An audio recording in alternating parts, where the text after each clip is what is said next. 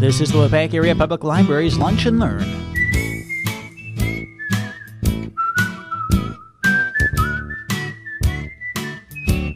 We'll be picking up again in September. So we have with us today Dick Campbell, who's been with us how many times? This is number 10. 10. I was going to say 9, so I was close. Yes. And he is really a historian, a self-made historian who enjoys telling stories.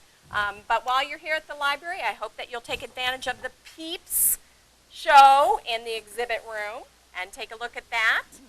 We are having a summer library program for adults, and it's going to be run similarly to the kids. You're going to have a little card, and when you read, you fill in that card, you bring it back, and you get a free book. So we've got that opportunity for you to win 4 free books this summer by reading. So we hope you'll join us for that. Without any further delay, and we are a little delayed. No, that's Dick Campbell. Oh, thank you. Thank you. Well, good afternoon. I'm Dick Campbell from Oshkosh, Wisconsin, and I want to welcome you to another one of my great moments in history presentations. Because for the past 75 years, I've been a student of history. And with this interest since 1999, I've created now 11 different history topics, stories. And today, I'd like to share one of those moments with you entitled, The Story of the Wright Brothers and How They Gave Us Wings. Before the Wright brothers, no one in aviation did anything fundamentally right.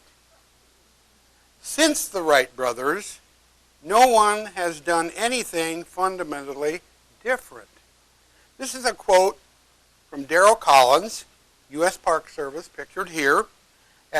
He's at Kitty Hawk National Historical Park. To simply say that the Wright brothers invented the airplane doesn't begin to describe their many accomplishments, nor is it especially accurate. The first fixed-wing aircraft, a kite mounted on a stick, was conceived and flown a century before Orville and Wilbur made their first flights. The Wrights were the first to design and build a flying craft that could be controlled while in the air.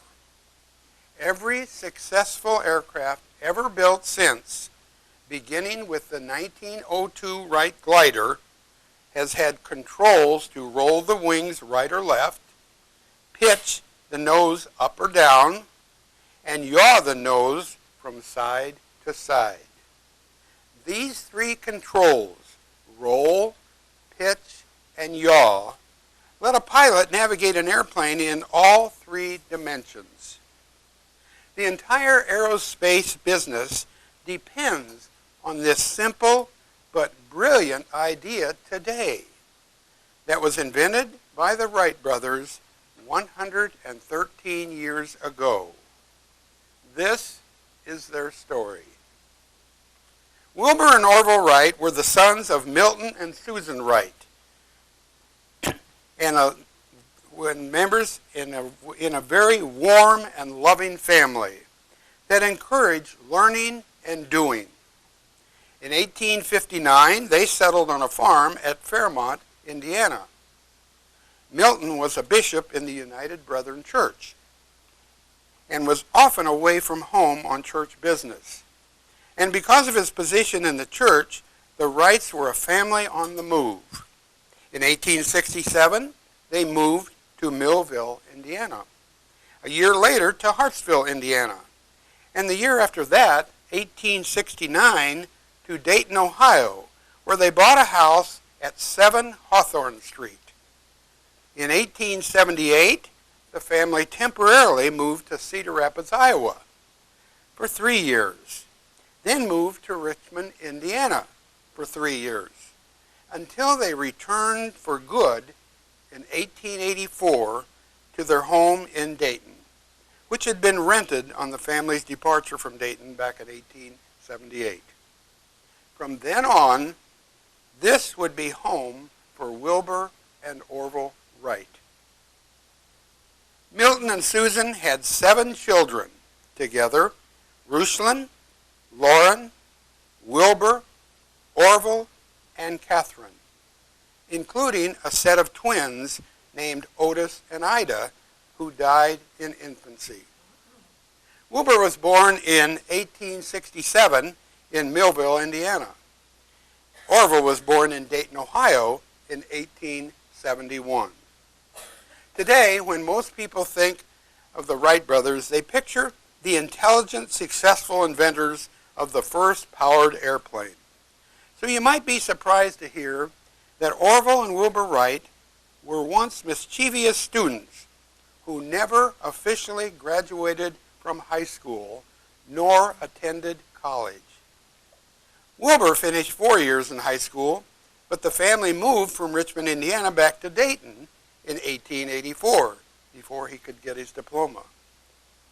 Incidentally, a diploma was finally awarded to Wilbur Wright on April 16, 1994, his 127th birthday. Orville, although intellectually curious, dropped out of high school in 1889 before completing his senior year to start his own print shop in the carriage shed behind their house. He designed and built his own printing press using a discarded tombstone, a buggy spring, and scrap metal with Wilbur's help. Wilbur eventually joined Orville's printing business, and they began publishing the West Side News, a weekly paper for the residents of West Dayton, Ohio. The brothers' newspaper collaboration marked the beginning of their lifelong partnership. Then in 1893, when bicycling had become very popular, the enterprising Wright brothers put their friend Ed Sines in charge of their printing business and opened a bicycle repair and sales shop, the Wright Cycle Company, in Dayton. Eventually, by 1896, they were building and selling their own brand of custom-made bicycles. They were to continue to be active in the bicycle business from 1893 to 1907. They used this endeavor to fund their growing interest in flight. This was the perfect occupation for them because it involved one of the exciting mechanical devices of the time, the bicycle. When they took up the problems of flight, they had a solid grounding in practical mechanics and knowledge of how to build machines. Their work with bicycles in particular influenced their belief that an unstable vehicle, like a flying machine, could be controlled and balanced with practice. They began to read everything they could find on the subject of flight. Another earlier life incentive to their interest in flight occurred back in 1878 when their father brought home a toy helicopter for the boys that he tossed in the air. And instead of falling to the floor as expected, it flew across the room till it struck the ceiling, where it fluttered a while and finally sank to the floor. Made of paper, bamboo, and cork, with a rubber band to twirl its rotor, it was about a foot long. Orville, age 8, and Wilbur, age 12 at that time, played with it until it broke, and then they built their own. This was the first powered aircraft they built together.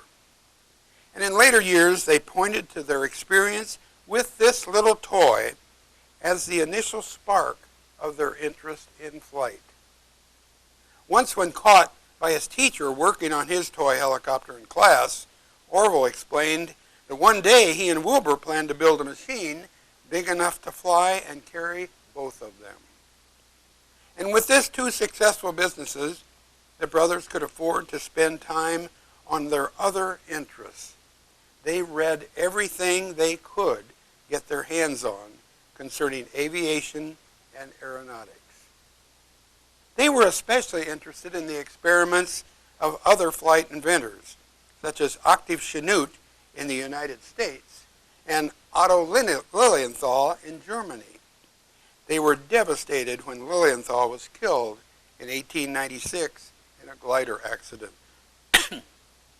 Wilbur spent days in the library studying Lilienthal's designs and concluded that the trick to successful flight would be inventing a plane you could control and power. The Wright brothers would spend the next 13 years of their lives pursuing that dream. After Lilienthal's death, the brothers became more interested in his dramatic gliding experiments in Germany, and with Chanute's testing of various types of gliders over the sand dunes along the shores of Lake Michigan. These events lodged in the consciousness of the brothers for several years. They became eager for more information, so Wilbur wrote a letter to the Smithsonian Institution on May 30, 1899, requesting information and publications about human flight. Two key points in his letter shown here were, quote, I have been interested in the problem of mechanical and human flight ever since, as a boy, I constructed a number of helicopters of various sizes after the style of Cayley's and Pinald's machines. My observations since have only convinced me more firmly that human flight is possible and practicable, unquote. And another, I am an enthusiast, but not a crank, in the sense that I have some pet theories as to the proper construction of a flying machine. I wish to avail myself of all that is already known, and then, if possible, add my mite to help on the future worker who will attain final success, unquote. Well, an official, Smithsonian official, Richard Rathbun, responded to Wilbur's letter on June 22 by sending several pamphlets and a list of books. Thus ended what one Wright brothers biographer has called, quote, the most important exchange of correspondence in the history of the Smithsonian, unquote. Rathbun had just played a major role in the transformation of the entire world. With this information, the brothers began their mechanical experimentations that year. They spent 3 months in 1899 studying the work of their predecessors. A successful flying machine was clearly going to require control in all 3 axes of motion: pitch, yaw, and roll. Other experimenters had understood the importance of pitch and yaw in their attempts of flight. The Wrights' experience with bicycles indicated that roll control was also going to be very important. And on the basis of this observation, Wilbur concluded that birds change the angle of their wings to make their bodies roll right or left. The brothers decided this would also be a good way for a flying machine to turn, bank, or lean into a turn just like a bird, and just like a person riding a bicycle, an experience with which they were thoroughly familiar. They puzzled over how to achieve the same effect with man-made wings, and eventually discovered wing warping, when Wilbur idly twisted a long inner tube box at the bicycle shop while talking to a customer.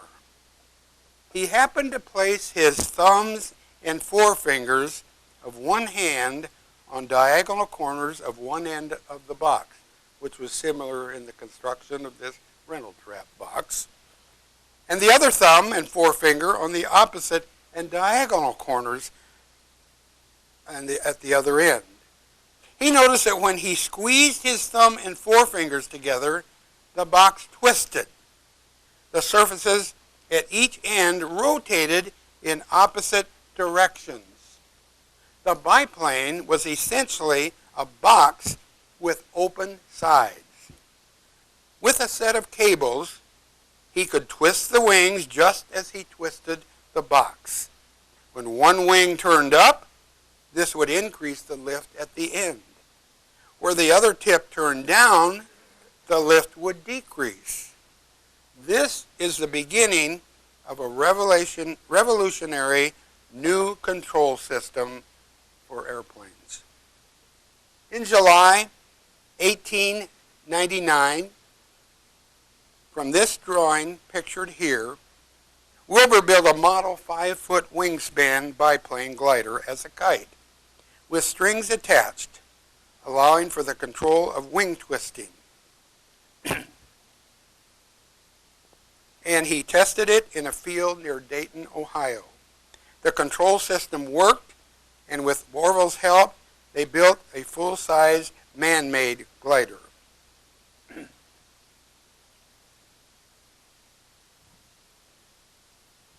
In November 1899, the brothers determined that to fly their glider safely, they need a location with high winds to launch them and soft ground to land them.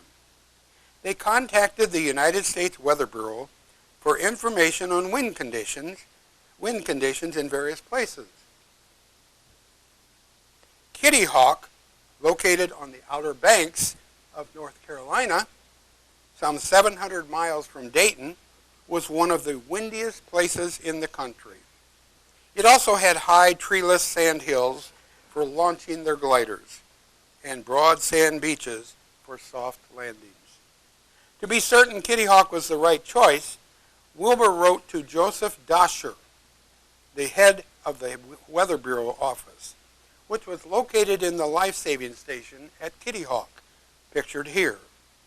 Dosher answered reassuringly about steady winds and sand beaches, and that Kitty Hawk also offered all the isolation one might wish for to carry on experimental work in privacy. The response also included an invitation from the Kitty Hawk postmaster, William Tate, and his family, pictured here, along with a promise to help from the men of the life-saving service station nearby, which the Wrights eagerly accepted. In the final weeks of 1899 and early 1900, the brothers built a full-size glider with 2 wings that they intended to reassemble and fly at Kitty Hawk. First as a kite, then, if all went well, to fly themselves. Then in September 1900, they traveled to Kitty Hawk and began reassembling their first glider in William Tate's front yard, using his wife Addie Tate's sewing machine to stitch together the glider's wing fabric. In October 1900, they set up their first camp tent and then set out to test their man-carrying biplane glider as a kite at Kildover Hills, 4 miles south of Kitty Hawk. With everything in place, the first glider consisted of 2 fixed wings, one above the other, each measuring 5 by 17 feet. In addition, it had warping controls and a movable horizontal elevator in front of the glider. There were no wheels for takeoffs or landings. Instead, the machine had wooden skids, far better for sand. They flew their machine like a kite, with lines hanging down to the ground by which they could work the steering apparatus. The glides were unspectacular, no more than 200 feet long, but they gave the brothers their taste of flight. They then packed for home, certain they would return. Their machine, having more than served its purpose, was left behind, and Bill Tate was told the materials were his to use as he wished. and from the undamaged portions of the cotton sateen wing covering, Addie Tate was to sew dresses for their 2 daughters. In July 1901, the brothers returned to Kitty Hawk with their second and new, larger glider, hoping the increased wing area would produce more lift. Here's a great picture of Wilbur in flight that summer. But again, their glider fell short of expectations. The Wrights began to suspect the information that aeronautical scientists in the past had developed to design aircraft, particularly the lift tables, were incorrect. Then in August 1901, Octave Chanute visited the Wright brothers at Kitty Hawk and watched them fly. Chanute was one of the world's leading authorities on aviation and on gliders in particular. Although the Wrights themselves were disappointed with the performance of their new glider, Chanute was enthralled. He was impressed with their aeronautical experiments. In September 1901, the Wrights were back in Dayton feeling like failures and uncertain whether to continue, when Chanute invited Wilbur to present a scientific paper to the Western Society of Engineers. Wilbur's presentation, entitled "Some Aerial Experiments," aroused much interest, particularly when Wilbur challenged the accuracy of the lift tables that other scientists had accepted as gospel. In the words of a latter-day aeronautics specialist at the Library of Congress, the speech by Wilbur was, quote, "the book of Genesis of the 20th century Bible of aeronautics," unquote. From October to December 1901, Orville and Wilbur, having questioned traditional aeronautical wisdom, set out to find the truth. They devised and built a small-scale wind tunnel, a wooden box 6 feet long and 16 inches square, with one end open and a fan mounted at the other end, to test for lift and drag in the wing foils. They made preliminary tests on over 200 wing shapes, and then thoroughly investigated 57 of the most promising. The airfoils inside the wind tunnel were made of sheet metal, and in the process they identified errors in accepted information from previous inventors, and then established a body of accurate lift data with which to design an aircraft in their workshop, pictured here. The work was unlike anything the brothers had ever undertaken, and the most demanding of their time and powers of concentration. As said later by a major aeronautical publication, quote, "Never in the history of the world had men studied the problem with such scientific skill, nor with such undaunted courage," unquote. From June to August 1902, after a busy season for their bicycle business, the brothers began to build their third glider. This is the first aircraft they have designed using the information from their wind tunnel experiments. It is also the first aircraft since their model glider to have a tail, 2 fixed vertical surfaces in the rear. In September 1902, the Wrights were back in Kitty Hawk and began to fly their third new machine. Here's another great picture of Orville taking off in that glider. It's an enormous improvement over the previous gliders, providing adequate lift for long rides. However, they still have problems with control. When they turn the glider, sometimes it stalls and dives into the ground. In October 1902, to prevent this diving problem, they converted the fixed tail to a movable rudder, and they linked the rudder to the wing warping controls so that whenever the pilot warped the wings by means of a new wooden hip cradle, the rudder would pivot to the appropriate direction to assist in turning the glider. Not coincidentally like the use of the hips in maneuvering a bicycle.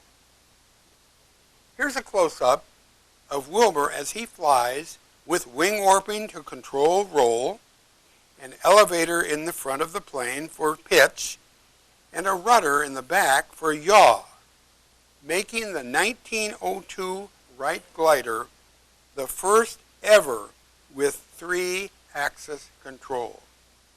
The Wrights began to truly fly, making over 1,000 glides, some over 600 feet. After completing over 1,000 practice glide flights, similar to this picture of Wilbur at the controls above their camp buildings below, they departed back to Dayton on October 28, 1902, in a frame of mind far different from what it had been at their departure the year before.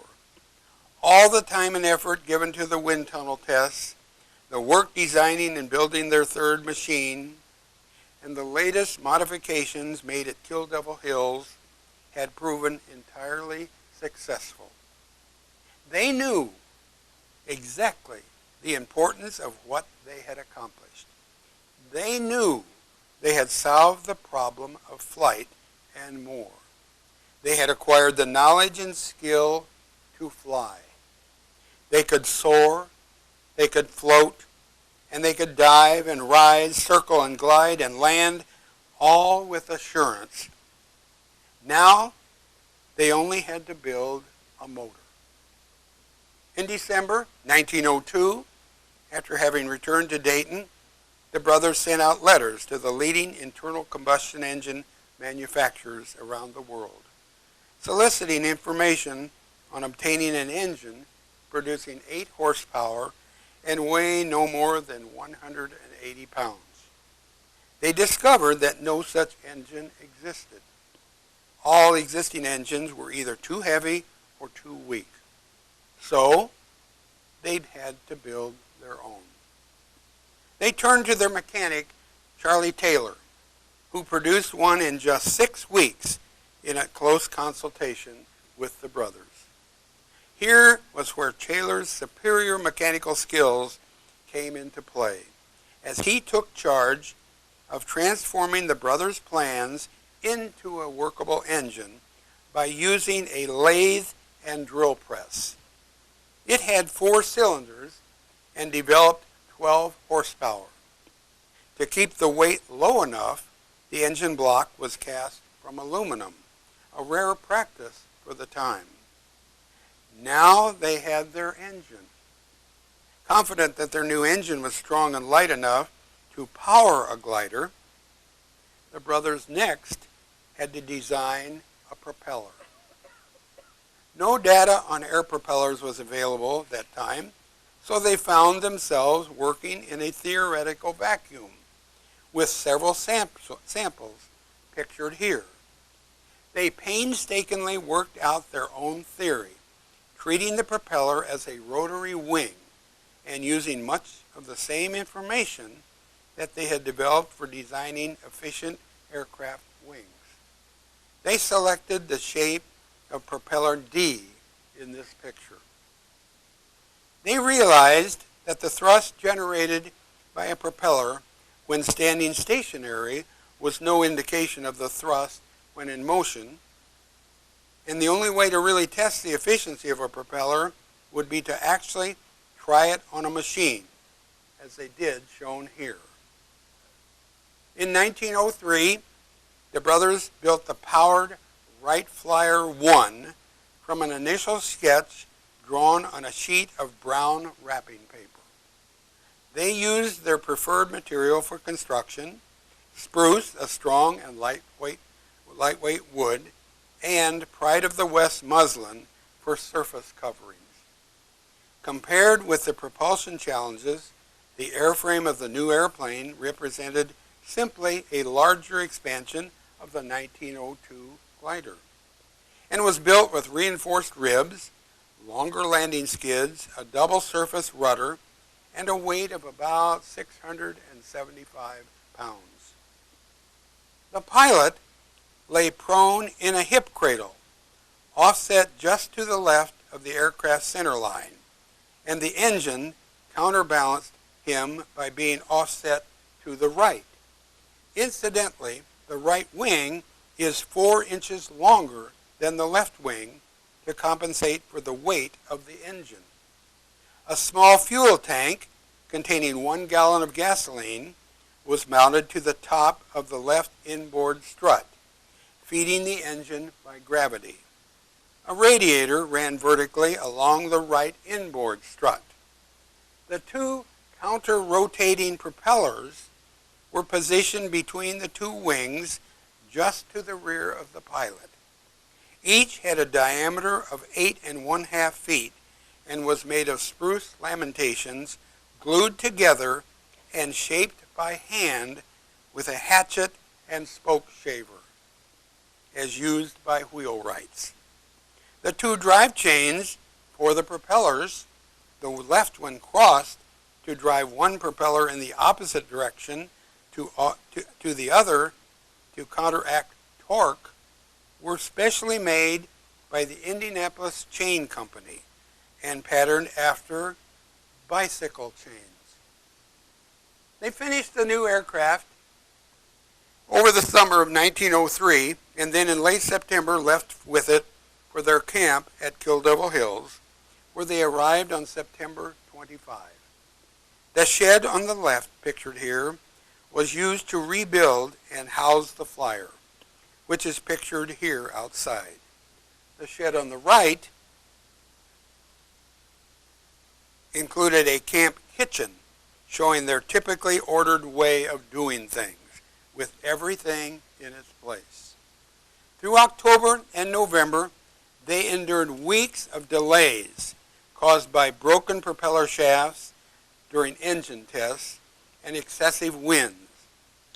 While they waited for the weather to clear, they devised an automatic flight data recording system, which consisted of an anemometer mounted to the center strut to gauge the speed of the relative wind, a stopwatch to measure the time airborne, and a counter installed at the engine crankshaft to measure the revolutions made by the propellers. After the shafts were replaced, requiring 2 trips back to Dayton for repairs, Wilbur won a towing course and made the first attempt on December 14. His flight stalled after only 3 seconds in flight, causing minor damage to the aircraft, shown here. Many would have been happy to claim this as the first flight, but not the brothers. The next attempt came on December 17. The day was freezing cold, 33 degrees at 8 o'clock, with a 27-mile-an-hour wind gusting across the hills from the north. Winter was setting in, and the Wrights were running out of time to make a first flight before having to break camp and return to Dayton. Reflecting on the moment, long afterward, Orville would express utter amazement over our, quote, audacity in attempting flights in a new and untried machine under such circumstances, unquote. But nothing was going to stop them now, and they pressed on. Working together, they and 5 men from the Kill Devil Hills life-saving station, shown here, hauled the flyer to the launching rail track, which was 4 15-foot-long 2x4s sheathed with a metal strip and laid down on a flat, level stretch of the sand west of the camp. John Daniels, circled here, waited by a camera, perhaps little realizing that he would capture one of the most important images ever on film. Orville had positioned Daniels and a Corona box camera on its wooden tripod about 30 feet from the end of the starting rail, and assigned him to squeeze the rubber bulb to trip the shutter as the flyer passed that point. Orville carefully got on the machine's cockpit, pictured here, and lay down in the hip cradle, his left hand holding a vertical lever that controlled the front elevator. With his right hand, he started the engine by moving a small horizontal lever on the wing to open a fuel cock. Behind him, Wilbur swung one of the propellers, and the engine fired. At 10:35 a.m., Orville moved the starting lever, and the flyer began moving down the launching rail track, guided underneath by two bicycle wheel hubs. Wilbur ran alongside, steadying the wing. At the end of the rail, the flyer lifted into the air, and John Daniels, who had never operated a camera until now, snapped the shutter to take what would be one of the most historic photographs of the century. A photocopy of Daniels' original, partially broken glass plate is shown here. This first flight traveled 120 feet and lasted only 12 seconds. But it was nevertheless the first in history of the world in which a machine carrying a human had raised itself by its own power into the air in full flight, had sailed forward without reduction of speed, and had finally landed at a point as high as that from which it started. 3 more flights were made that day, with Orville and Wilbur taking turns as pilot, covering 175 feet on Flight 2, 200 feet on Flight 3, and by Wilbur covering a distance of 852 feet in 59 seconds at noon on the last flight of the day, pictured here. Wilbur's landing broke the front elevators of the flyer, pictured here. The brothers and the 5 life-saving crew members then hauled the flyer back to their camp from its 4th flight, when suddenly a powerful gust of wind flipped it over several times, despite the crew's attempt to hold it down. Severely damaged, the airplane never flew again. The brothers shipped it home to Dayton and put it in storage in the back of their house. Years later, in 1916, Orville restored it and then lent it to several U.S. locations for display purposes. Then, in 1928, the airplane was placed on loan by Orville to the Science Museum in London, England, for 20 years, as pictured here. During World War II, the airplane was kept in an underground storage facility about 100 miles from London, where various national treasures were secured during the war. In 1948, the airplane was returned to the United States and permanently installed in the Smithsonian Institution Museum in Washington, D.C., where it resides today, as pictured here. It had taken 4 years, 1900 to 1903. At Kitty Hawk, North Carolina, they had endured violent storms, accidents, one disappointment after another, and public indifference or ridicule.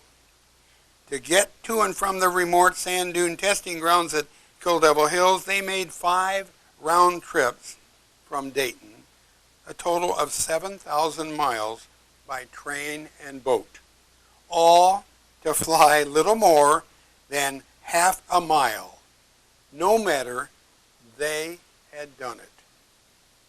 Shortly after their successful 4 flights, on December 17, Orville sent this historic telegram from the Kitty Hawk Weather Office to his father and sister Catherine, who became the first non-Kitty Hawk residents to learn about their success. And success it most certainly was, as shown on this December 18 headline in the Dayton, Ohio Herald newspaper.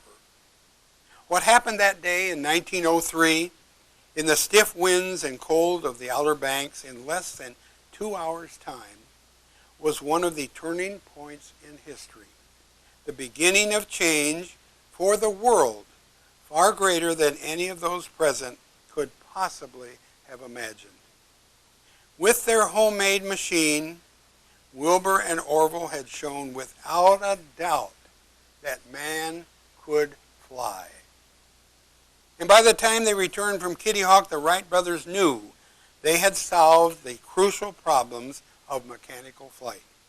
They immediately began the process of obtaining their basic flying machine, U.S. patent, which they had initially filed on March 23, 1903, and which sought to protect their wing warping system. It took more than 3 years for the patent to be granted on May 22, 1906, pictured here. In the following years, the Wright brothers completed thousands of flights in improved versions of their airplane. Although they held patents on several of their innovations, drawn-out legal battles ensued when other inventors began stealing their ideas to build newer airplanes. The decade after the Wright brothers flew at Kitty Hawk in 1903 witnessed a wide range of reactions to the new technology. Human flight was so significant and revolutionary a breakthrough that its influence went well beyond the aeronautical community. The airplane had meaning for everyone, from popular enthusiasm for pilots and their aerial exhibitions to the commercial and military potential of aviation, to the broad cultural implications of flight, and to the artistic expression it inspired. Wilbur Wright died of typhoid infection on May 30, 1912, at the age of 45. Orville Wright died of natural causes in 1948 at the age of 77. And for your information, a full-size replica of the 1903 Wright Flyer, pictured here, is the centerpiece in the EAA AirVenture Museum's collection in Oshkosh, Wisconsin. It was made from measurements taken from the original Flyer and constructed over a 10-year period by EAA staff, volunteers, and students at the Black Hawk Technical Institute in Janesville, Wisconsin. It was finished in 1978, the 75th anniversary of powered flight. And finally, here's an interesting end note. After 36 years, archivists finally found the Wright brothers' airplane patent, pictured here. And this information has just recently been supplied this year. As noted earlier, Wilbur and Orville had officially filed a patent for their design on March 23, 1903. For years, the patent for the world's first airplane resided in the National Archives in Washington, D.C. But 36 years ago, in 1980, it appeared to vanish. This year, 2016, just 2 months ago, on March 22, 2016, archivists finally recovered the missing documents in a Kansas storage facility. The Wright brothers' patent was supposed to be kept securely in a special vault in the National Archives alongside other historical treasures and artifacts. But when archivists went to retrieve it for an exhibition in the year 2000, the patent was nowhere to be found. For the last 16 years, investigative archivists have scoured archives, filing cabinets, and storage rooms across the country for any signs of where the precious patent may have gone. They discovered that according to the National Archives records, some of the files were loaned earlier to the Smithsonian for an exhibition, but the records showed they were returned in 1980. That was the last time that archivists had a record of the patent's whereabouts. And archivist Chris Abraham had been working for the National Archives Recovery Program when he volunteered to take a shot at finding the missing files.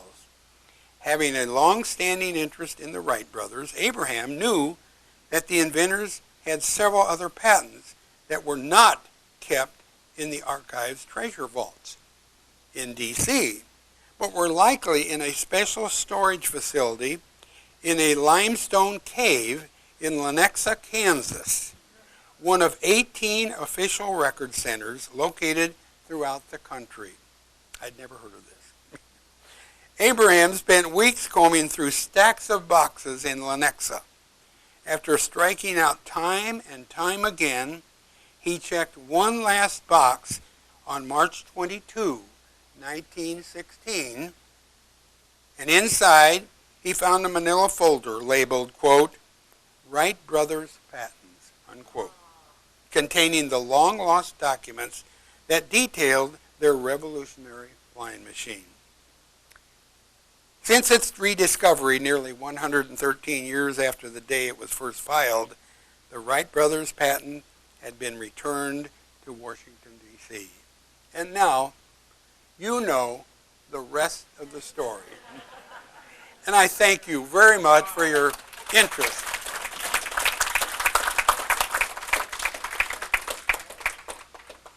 Again, I thank you very much for your interest in this great moment in history. And this slide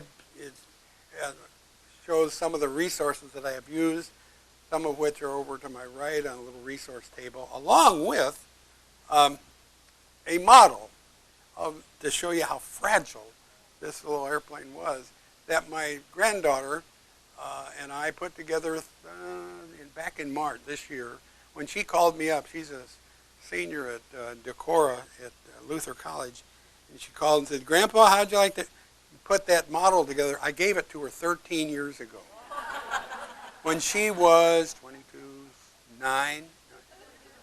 She lived in Onalaska, and we were going to put it together, and she kept it all those years.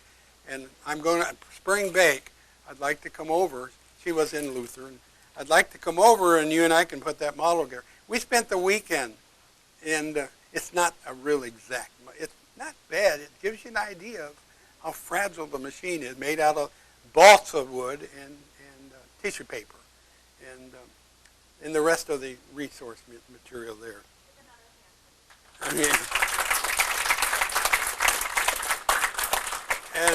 And here are these are the other 10 talks that I have given here. Well, I haven't. The last one I just put together about a month or so ago is on the Charles Lindbergh, and maybe we can come back and do that. But thanks again for your interest. Yeah. Yeah, I'd like to point out, I didn't get your name. We have two really fine guests here from what school? Waupaca Learning Center, first graders who have an interest in aviation and the Wright brothers, I understand, and have been doing a lot of reading. That's wonderful, because reading is so important. And you've learned a lot about the Wright brothers then. Well, we're glad to have you here. What's your first name? Jack? And what's your? Eric? Jack and Eric are our special guests today. Thank you.